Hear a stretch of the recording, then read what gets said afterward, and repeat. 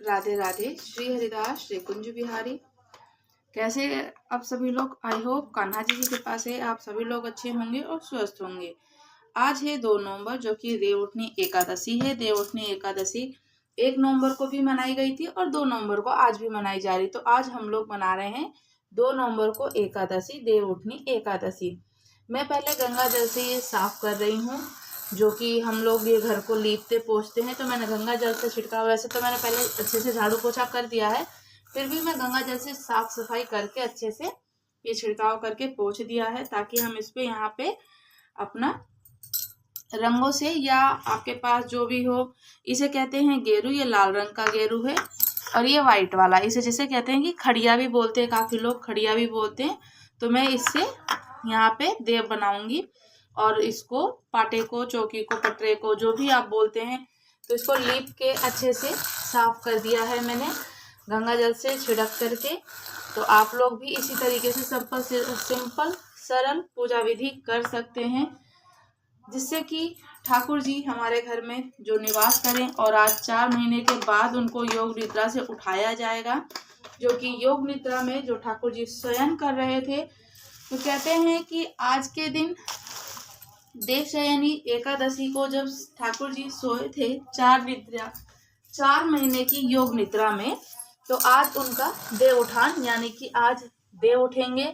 महादेव पिताजी उनको और सभी देवी देवता मिलकर के उनको उठाएंगे। समस्त प्रजा, समस्त संसार, सब लोग देव उठान की एकादशी कर रहे हैं, इससे कि आज के समय से, आज के दिन से मांगलिक कार्य सारे, जो कि शुभ विवाह लगन होंगे, वो सब भी शुरू हो जाएंगे। तो मैं पहले इससे थोड़ा सा घेरा बना लेती हूँ, ताकि ये तो मैं दिवाली पे लाई थी रंगोली का, जो कि बहुत अच्छे से इसमें हम लोग कलर कर सकते हैं, रख सकते हैं। चाहे तो आपके पास जो भी दिवाली के रंगोली कलर्स वगैरह जो भी बचे हों, वो भी बना सकते हो। अगर आपके पास ये सारी चीजें नहीं है, चाहे कलर हो, रंगोली या गेरू, तो आप हल्दी से और आटे से भी बना सकते हैं। हल्दी आटे का चौक पूरता है, जो कि हल्दी और आटा बहुत शुभ माना जाता है। उससे भी आप ठाकुर जी का जो चौक होता है ना, वो पूर के बना सकते हैं। तो मैं अभी इससे बनाऊंगी, जो कि मेरे पास में अभी क्या, ये मैं हमेशा रखती हूँ ऑलवेज, जो कि मैं ये हमेशा रखती हूँ। और बहुत आराम से जो कुम्हार होते हैं उनके पास ये मिल जाता, और ज़्यादा महंगा नहीं, 10-20 रुपए का, 30 रुपए का, 30-50 रुपए तक का आराम से मिल जाता है। तो आप इसको ले करके रख सकते हो, ताकि आप लोग जब भी पूजन अर्चन हो, पहले तो क्या होता था, देखिए घर कच्चे थे तो हम लोग उससे लीप देते थे गोबर मट्टी से, और गोबर मट्टी सबसे शुद्ध होती है और सबसे शुभ होती है।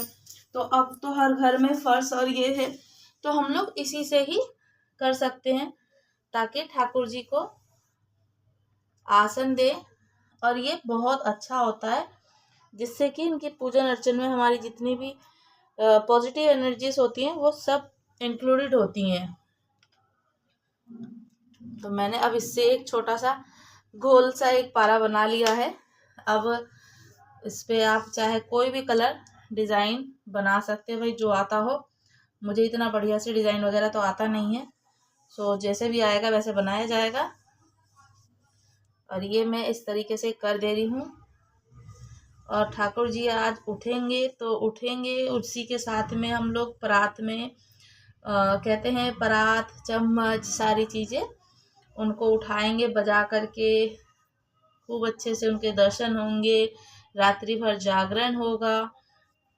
चाहो तो आपकी जितनी सामर्थ्यता हो, आज भजन कीर्तन, एकादशी है, तुलसी विवाह है, तो आप सब लोग काफ़ी, क्योंकि देखो कल 1 नवंबर को भी व्रत रखा गया था, तो बहुत लोगों ने 1 नवंबर को तुलसी विवाह किया, ठीक है। और आज संडे है, तो संडे में तुलसी विवाह होता नहीं है, तुलसी जी का स्पर्श होता नहीं है, तो कैसे करेंगे।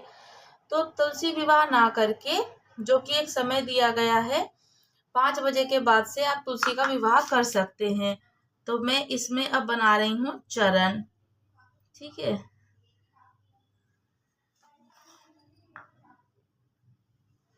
इसे कहते हैं जैसे कि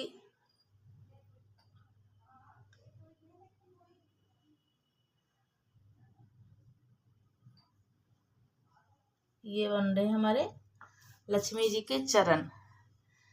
तो भाई सिंपल तरीके से आप लोग भी अपने ठाकुर जी को ही ऐसे प्रसन्न कर सकते हैं, उनको मना सकते हैं, और ठाकुर जी वैसे ही प्रसन्न रहते हैं। ऐसा कुछ भी नहीं है कि हम उनको करेंगे।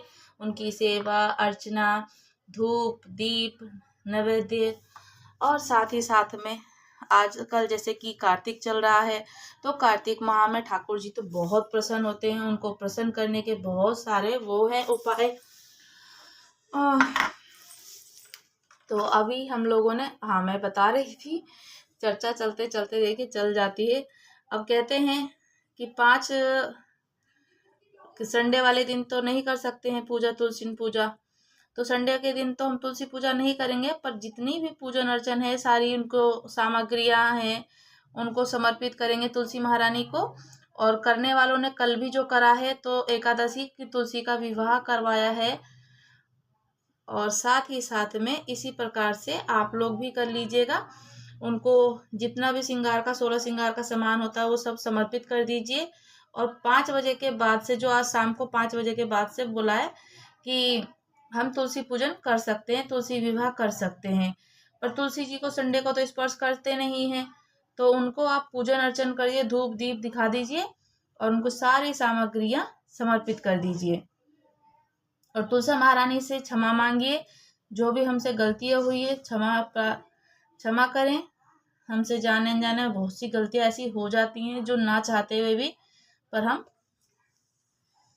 तो भाई देखो अपन तो सिंपल से ऐसे बना दिए हैं, ठीक है। अब कहते हैं कि 8 वो बनते हैं,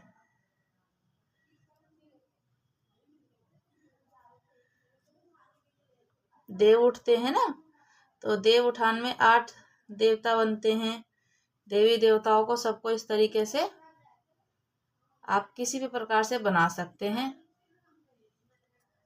आपको आती है, मैं तो इसी तरीके से कर ले रही हूँ, तो आप भी बिल्कुल सिंपल सरल से कर लेना ऐसे ही।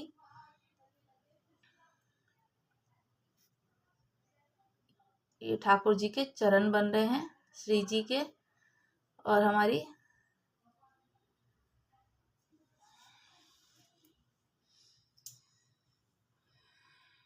उठो देव बैठो देव, चट पाटकली चटकाओ देव। ऐसे मुझे तो आता नहीं है भजन करना कि वो गाना कोई गीत, पर जो 1-2 लाइन है वही ऐसे करके ठाकुर जी को समर्पित कर दिया जाता है। भाई ठाकुर जी सब समझ जाते हैं कि क्या बोलने वाली है ये और क्या मांगने वाली है, ठीक है। ये बन गए हमारे ठाकुर जी के,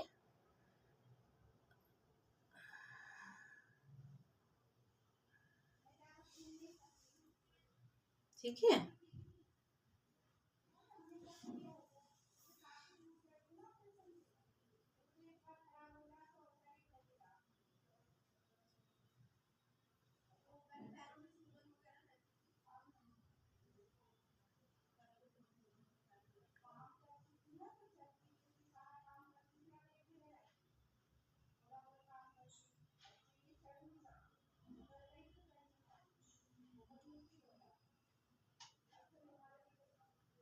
ये सातिया बना दिया है मैंने।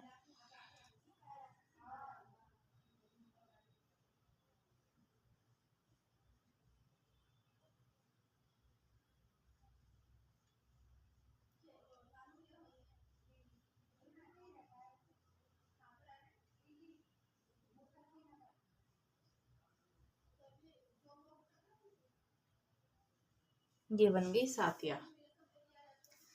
तो ये तो हमारी हो गई चौकी तैयार, ठीक है। और ये मैंने कुछ ज्यादा ही घोल लिया था, पर कोई बात नहीं, अभी मैं चौखटों पे भी चरण बनाऊंगी, जो कि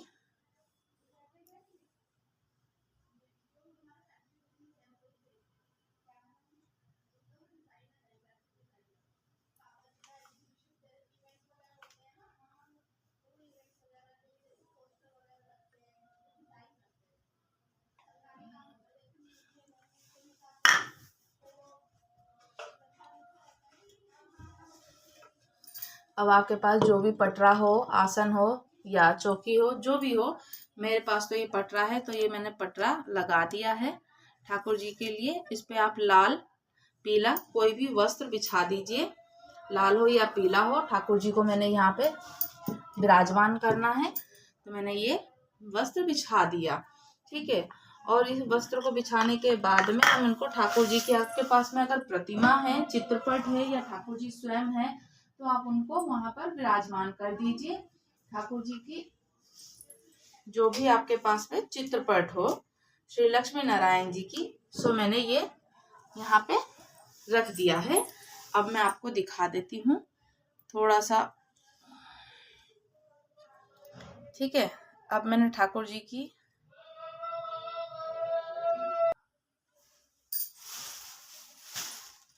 और आपके पास में जो भी फूल हो, फूलों की माला जो आपके पास है, आप उनको समर्पित कर दीजिए। ये मैंने ठाकुर जी को फूलों की माला समर्पित कर दी है। अब आप लोग भी इसी तरीके से सिंपल सरल पूजा विधि जो होती है घर में, तो जितना सामान है, जो हम लोगों को ज़्यादा इधर उधर न, पहले तो घर में वैसे आप व्यवस्था पूरी कर लीजिए। अगर नहीं है तो फिर आप इस तरीके से रंग गेरू, जो भी मैंने आटा और भी बताया कि हल्दी से भी हम पूजन कर सकते हैं, क्योंकि हल्दी तो बहुत तो मानी जाती है। हल्दी होती है माँ लक्ष्मी जी का वास, हल्दी और आटा भी माना जाता है पूरी तरीके से, जो कि चौक पूरा जाता है। अब मेरे पास ये जो थाली है, इस थाली में मैंने पहले ही कलर वगैरह सातिया वगैरह बना रखी है, बट हम कुमकुम रोली से कर देते हैं, तो मैं सातिया बना देती हूँ। इसमें हम सारी सामान, जो कि सारी सामग्रियां हैं, रखेंगे। और सामग्रियों में आप जो आपके पास फल हो या मिठाई, खील पतासे, शकरकंदी, मूली, गन्ना, बहुत सारे फल जो आपके पास है, जो आपके पास अवेलेबल हो, वो आप रख सकते हो। नहीं तो आपके पास भी 5 प्रकार के फल तो होने ही चाहिए। 5 प्रकार के फलों को, जो कि देखो मैंने ये थाली रखी है, थाली में मैंने अब यहाँ पर क्या करना है, बहुत सारी जो भी मैंने बताई, जैसे कि हम लेंगे मूली, तो मूली भी चढ़ती है। मूली भी महादेव पिताजी को और लक्ष्मी नारायण जी को, जो कि आज के दिन रखी जाएगी। ये एक शरीफे का फल है मेरे पास में। शकरकंदी, जो कि सीजन में शकरकंदी मिल जाएगी, शकरकंदी मैंने तैयार करके रखी है। गुड़ है, गुड़ की भेली भी है, आप गुड़ भी रख सकते हैं, तो गुड़ भी रखना बहुत शुभ माना जाता है। गुड़ मीठा है। ये रख दिए हैं मैंने केले, जो कि केले 5 प्रकार के फल तो कर ही देने हैं हमें। गन्ना हो अगर आपके पास में, तो आप गन्ना भी रख सकते हैं, जो कि मेरे पास है गन्ना। मैं जो हमारे यहाँ छठ पूजा हुई थी, तो गन्ने थे, मैं लेकर के आ गई थी, सो मैंने गन्ने भी रख दिए हैं, क्योंकि गन्ना भगवान जी को बहुत प्रिय है। और आज के दिन तो खासकर माना जाता है कि गन्ने का और केले का जो मंडप बनता है, माड़ो बनता है, वो भी बहुत अच्छा रहता है। और साथ ही साथ में अमरूद है, अमरूद का फल भी हम रख सकते हैं। जो फल हो, मेरे पास जितने थे मैंने उतने रख दिए हैं। गुड़ रख दूंगी इसमें, और फिर इसको हम ढक देंगे। और शाम को जब ठाकुर जी को उठाएंगे, तो हम लोग बोलेंगे, ठाकुर जी उठो देव बैठो देव, चटकली पाटकली चटकाओ देव, उठो देव बैठो देव, ऐसे करके भजन कीर्तन जागरण करेंगे। अब मैं इन सब सामान को सारा ऐसे रख के, चाहे आपके पास में प्रात हो या फिर जो भी वस्त्र हो, तो वस्त्र से आप उसको ढक देंगे। ढकने के बाद में हम लोग इसको, मैं पहले सही से सेटअप कर दूं जरा कटोरियाँ। अब इससे मैंने ढक दिया। अब ढकने के बाद में हम ठाकुर जी श्री हरि जी को आज जैसे कि उठाएंगे, तो इसको बजाते बजाते, उठो देव बैठो देव, चाटकली पाटकली चटकाओ देव, उठो देव बैठो देव, जागो देव। और हमारे श्री हरि नारायण जी की प्रतिमा, चित्रपट, या फिर आपके पास जो भी उनका श्री विग्रह हो, रख दीजिए। और इसी तरीके से देव उठान एकादशी, जो कि आज देव को उठाएंगे, अभी मैं दीपक प्रज्वलित करूंगी। दीपक प्रज्वलित आप देसी घी का कर सकते हैं, लंबी बाती का, गोल बाती का, जो आपके पास हो आप उससे कर लीजिए। और कथा पढ़ेंगे। उसके बाद में हमारे व्रत का जो पूजन होगा, वो ठाकुर जी को सब समर्पित करके उनसे क्षमा याचना मांगेंगे। 1 लोटा जल रख दिया है, जो कि ठाकुर जी के पास आपको 1 लोटा जल रख देना है, दीपक प्रज्वलित कर देना है। साथ ही साथ में अब हम लोग करेंगे जो देवउठनी एकादशी के व्रत की कथा और 1 नवंबर से लेके 5 नवंबर तक जिसे कहते हैं देव की दीपावली, जिसमें कि ठाकुर जी श्री हरिनारायण जब उठते हैं योग निद्रा से, उनको उठाया जाता है तो सारे मांगलिक कार्य शुरू हो जाते हैं और साथ ही साथ में देवों की दीपावली बनती है। 5 दिन तक चलती है, 1 नवंबर से लेकर के जो कि 5 नवंबर तक है, जिसमें कि जो पूर्णिमा वाले दिन गंगा स्नान भी होता है जो पूर्णिमा है। तो कहते हैं कि अगर किसी भी व्यक्ति ने जो कार्तिक माह में दीपदान नहीं कर पाए हो, किसी कारणवश किसी वजह से कहीं किसी की वजह से भी नहीं हो पाता है, तो सिर्फ अगर ये 5 दिन तक दीपदान कर दें कार्तिक में, तो हमें पूरे कार्तिक महीने के दीपदान का पुण्य फल अर्जित हो जाता है। जैसे कि दीपदान कार्तिक के महीने में श्री हरिनारायण जी की पूजा करना, नाम जप कीर्तन भजन करने से, उनका नाम स्मरण करने से पुण्य फल की प्राप्ति होती है। इसी प्रकार से जैसे कहते हैं कि इस महीने में कार्तिक मास में दीपदान करने का बहुत बड़ा महत्व है, तो दीपदान करना चाहिए। गंगा जी को दीपदान, आकाश दीपदान, आकाश को भी दीपदान किया जाता है। किसी कारणवश हम लोग नहीं कर पाए हैं पूरा कार्तिक मास का दीपदान, तो ये 5 दिन का अगर दीपदान कर दिया जाए तो हमें पूरे महीने का दीपदान का फल प्राप्त हो जाएगा। जैसे कि गंगा जी को दीपदान करना, किसी तालाब, नदी, गंगा जी, यमुना जी, कोई भी बावड़ी हो, कुआं हो, तालाब हो, वहां पे दीपदान करना, वट वृक्ष के नीचे दीपदान करना, पीपल के वृक्ष के नीचे दीपदान करना, बेलपत्र के वृक्ष के नीचे दीपदान करना, साथ ही साथ में बड़का पेड़ के नीचे दीपदान करना, सभी पत्र के पेड़ के नीचे दान करना, तुलसी जी के पेड़ के नीचे दान करना, दीप का दान करना। आकाश को जैसे कि आपने जो भी जितने आपने दीप दान करनी हो, गंगा जी को बोलते हैं कि गंगा जी का स्मरण करते हैं, तो ऐसे ही आकाश जी का स्मरण करते हैं कि ये हम आकाश को दीप दान कर रहे हैं। 5, 7, 9 जैसे भी आपकी इच्छा हो वो दीप दान कर सकते हैं और आकाश में दिखाइए, आरती कीजिए। चंद्रमा को दीपदान करना, सूर्य देव को दीपदान करना, साथ ही साथ में हरि नारायण जी का स्मरण करते रहना। तो ये 5 दिन अगर आपने दीपदान कर दिए तो हमें पूरे 5 कार्तिक के महीने का जो 5 दिन में ही दीपदान का अर्जित हो जाएगा, दीपदान करना। साथ ही साथ में जिसे कहते हैं कि पंचभीकु, जो कि 5 दिन पंचभीकु श्री हरि नारायण जी के परम भक्त हैं, जो उनकी कथा भी होती है। तो पंचभीकु की कथा भी सुनी जाती है, पंचभीकु का व्रत भी किया जाता है, पंचभीकु के नाम का स्मरण भी किया जाता है। साथ ही साथ में तुलसी विवाह का भी बड़ा महत्व और योगदान होता है कि तुलसी विवाह किया जाता है, पूरे हर्षोल्लास के साथ में खूब अच्छे तरीके से आयोजित किया जाता है और अब से मांगलिक कार्य शुरू हो जाएंगे, जो कि शुभ विवाह कार्य सफल होते हैं, करे जाते हैं। पूरे ठाकुर जी उठ गए, ठाकुर जी को उठा करके उनको शयन कराते हैं, जैसे तो वैसे उठते हैं, उठा करके हरि नारायण जी का नाम भजन कीर्तन करते हुए उनको जो भी सारे मांगलिक कार्य होते हैं वो शुरू हो जाते हैं। कहते हैं कि आज जो एकादशी है, 2 नवंबर एकादशी तो करेंगे, कल त्रयोदशी होगी, वैकुंठ चतुर्दशी, यानी कि उस दिन भी ठाकुर जी का और महादेव पिताजी का जो हरि और हर का मिलन होता है। कहते हैं कि जो कार्यभार ठाकुर जी ने शिव जी महादेव पिताजी को सौंपा था, तो वो सारा कार्यभार उनको देने जाते हैं महादेव पिताजी।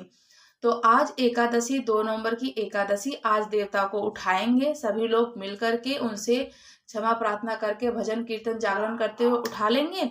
उठा करके कल त्रयोदशी, जो कि द्वादश और त्रयोदशी दोनों एक ही दिन पड़ेगी, ठाकुर जी को समर्पित की जाएगी।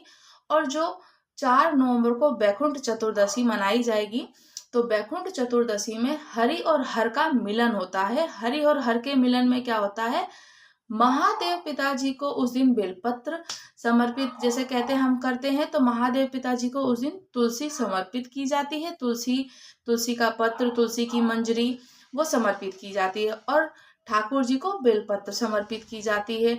और ये भी कहा जाता है कि जिसके भी बच्चे थोड़ा सा पढ़ने में मंद बुद्धि होते हैं, तो वो महादेव पिताजी की तुलसी पत्र और ठाकुर जी की बेलपत्री को उठा करके शहद में मिला ले और उसको रख लें, और वो पूरे साल तक शहद को बच्चे को चटाया जाए तो उस बच्चे की जो मंद बुद्धि होती है पढ़ने में, वो तीव्र होने लगती है।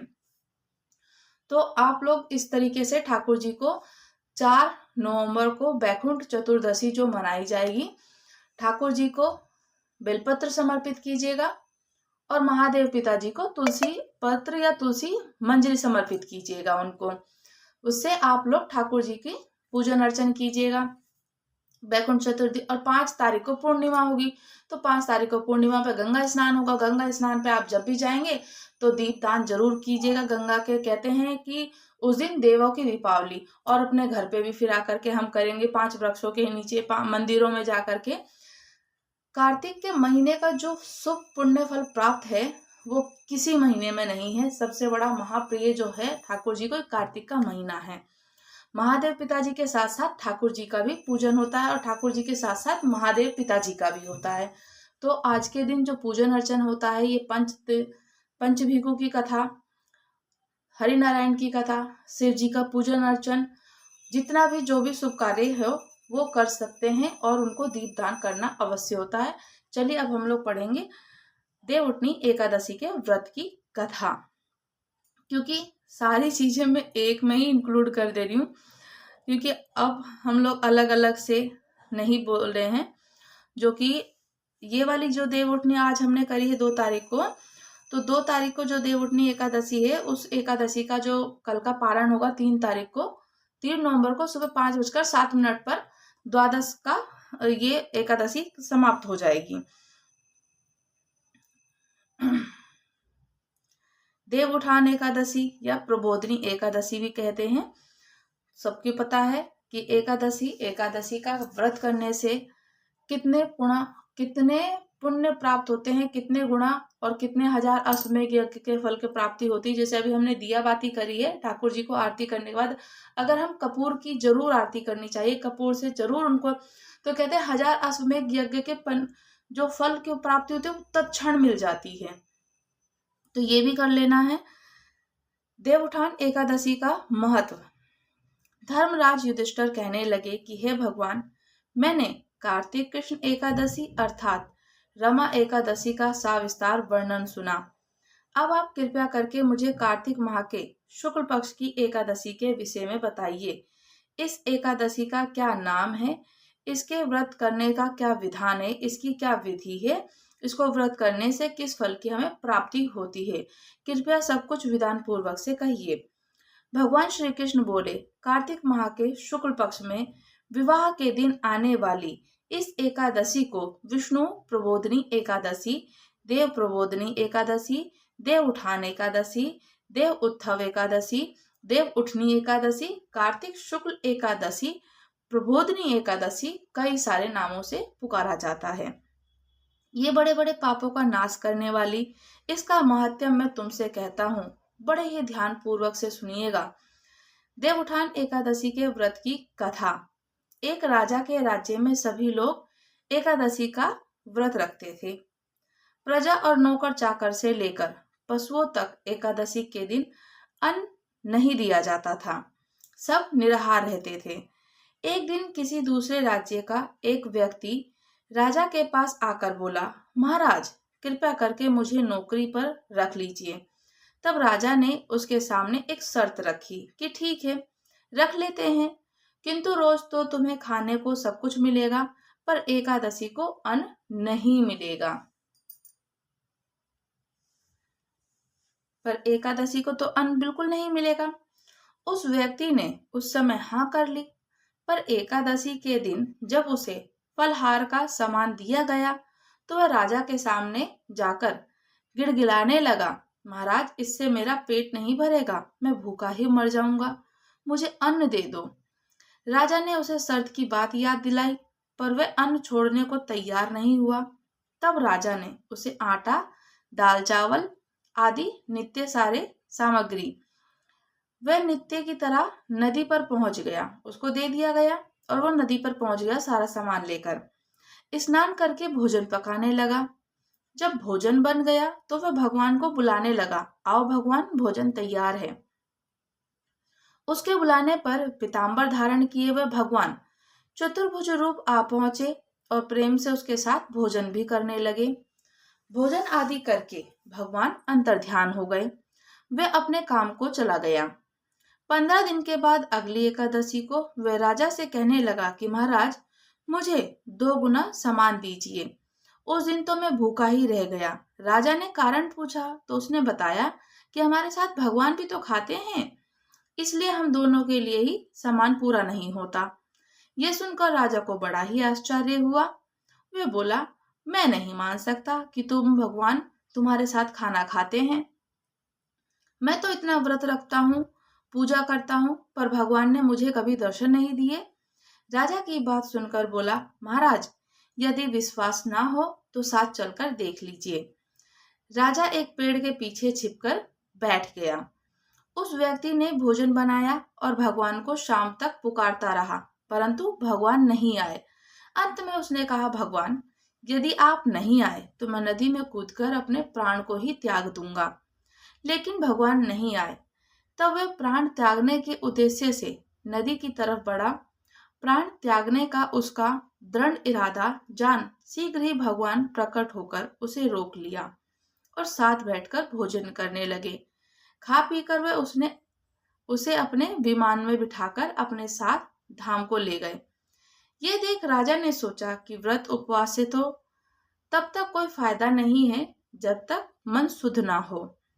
इसमें राजा को ज्ञान मिला कि वह भी मन से व्रत उपवास करने लगा और अंत में स्वर्ग को ही प्राप्त हुआ।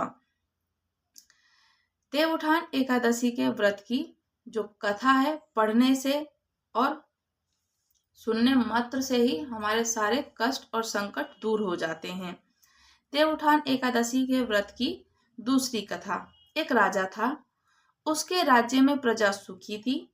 एकादशी को दिन कोई भी अन्न नहीं बेचता था और नहीं खाता था। एक बार भगवान ने परीक्षा ली। भगवान ने एक सुंदरी का रूप धारण किया और सड़क पर निकलकर बैठ गए। तभी राजा उधर से निकला और सुंदरी को देख चकित रह गया। उसने पूछा, हे सुंदरी, तुम कौन और कहां से आई हो और यहाँ क्यों बैठी हो? तुम सुंदर स्त्री बने। भगवान बोले, मैं निराश्रिता हूँ। नगर में मेरा कोई जानने और पहचानने वाला नहीं है। किसके सहायता मांगू? राजा उसके ऊपर मोहित हो गया और राजा बोला, तुम मेरे महल में चलकर मेरी रानी बनकर रहो। सुंदरी बोली, मैं तुम्हारी बात मानूंगी, पर तुम्हें राज्य का अधिकार मुझे सौंपना होगा। राज्य पर मेरा पूर्ण अधिकार होगा। मैं जो भी बनाऊंगी वो तुम्हें खाना ही होगा। राजा उसके रूप पर मोहित था ही, उसकी सभी शर्तें स्वीकार कर ली। अगले दिन एकादशी थी। रानी ने हुक्म दिया कि बाजारों में अन्य दिनों की तरह अन्न बेचा जाए। उसने घर में मांस मछली पकाए और भोजन को परोसा। राजा को खाने के लिए कहा। यह देखकर राजा बोला, रानी, आज एकादशी है, मैं केवल फलाहार ही करूंगा। तब रानी ने शर्त की बात याद दिला दी और बोली, ये तो खाना खाओगे, नहीं तो मैं बड़े राजकुमार से सर कटवा दूंगी। राजा ने अपनी स्थिति बड़ी रानी से कही तो बड़ी रानी बोली, महाराज, धर्म ना छोड़ें, बड़े राजकुमार को सर दे दीजिए। पुत्र तो फिर मिल जाएगा, पर धर्म नहीं मिलेगा। इसी दौरान बड़ा राजकुमार खेलकर आ गया। माँ की आंखों में आंसू देखकर वह रोने लगा और कारण पूछा तो उसने माँ ने सारी बात बता दी। तब वह बोला, मैं सिर देने के लिए तैयार हूँ पिताजी, धर्म की रक्षा होगी और जरूर होगी। राजा दुखी मन से राजकुमार का सिर देने को तैयार हुआ तो रानी के रूप में भगवान विष्णु प्रकट होकर असली बात बता दी। राजन, तुम इस कठिन परीक्षा में पास हो गए। भगवान ने प्रसन्न मन से राजा से वर मांगने को कहा तो राजा बोला, आपकी दया सब पर बनी रहे और सबकी मनोकामनाएं पूर्ण होती रहे और हमारा भी उद्धार करें। कहते हैं कि भगवान श्री हरि नारायण सबकी मनोकामना अवश्य पूर्ण करते हैं। देवउठान एकादशी की आप सभी लोगों को हार्दिक शुभकामनाएं। आज काफी भक्तजनों ने 1 नवंबर को एकादशी करा, जो 1 नवंबर को एकादशी का व्रत, तो पारण का समय आज का 1 बजे से लेकर के 3 बजे तक का है।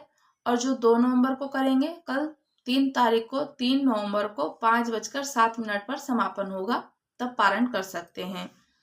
कहते हैं कि कोई भी व्रत सूर्य के उदय तिथि के अनुसार होता है, तो वही व्रत करना चाहिए। और जिस व्रत में द्वादश लगती है वो व्रत करना सबसे सर्वोत्तम श्रेष्ठ माना जाता है। हरिनारायण की एकादशी के व्रत की कथा पढ़ना और सबको सुनाना, उससे हमें 1000 गुना पुण्य फल की प्राप्ति होती है। दीपदान करने से, पूजन अर्चन करने से, भजन कीर्तन करने से, नाम जप करने से उतना पुण्य यश मिलता है जितना ठाकुर जी हमको हद, जिसे कहते हैं ना, हमने उनसे कुछ मांगा ना भी हो वो भी मिल जाए हमें, तो पुण्य की प्राप्ति होती है। कथा पढ़ने के बाद में दीपदान तो हमने किया ही है, दीप प्रज्वलित किया, साथ ही साथ में अब हम उनकी, जो कि कपूर, भीमसेनी कपूर हो तो बहुत अच्छा है, आप कपूर से उनको आरती अवश्य कीजिएगा। कपूर से आरती करने से कहते हैं कि हमें तत्क्षण ही 1000 अश्वमेध यज्ञ के पुण्य फल की प्राप्ति हो जाती है। तो ये कपूर को प्रज्वलित करके, और जब कपूर शांत हो जाए तो थोड़ा सा जल का छिड़काव कीजिए, ताकि ठाकुर जी शांत रहें और ठंडे रहें। कहते हैं कि अग्नि को भी ठंडा करना होता है, तो साथ ही साथ में इसी प्रकार से मैंने दीपक को प्रज्वलित करके कर दिया है। साथ में हम लोग इनको एक मंत्र जाप कर सकते हैं। ओम नमो भगवते वासुदेवाय का मंत्र उच्चारण कीजिए। पंचाक्षर मंत्र, शरणाक्षर मंत्र, अष्टाक्षर मंत्र, द्वादक्षर मंत्र, जो आपको आता हो आप वो कर सकते हैं। राधे राधे। श्री हरिदास, श्री कुंज बिहारी।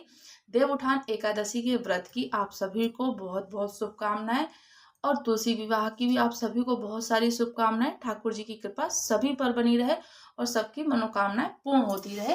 राधे राधे। श्री हरिदास, श्री कुंज बिहारी।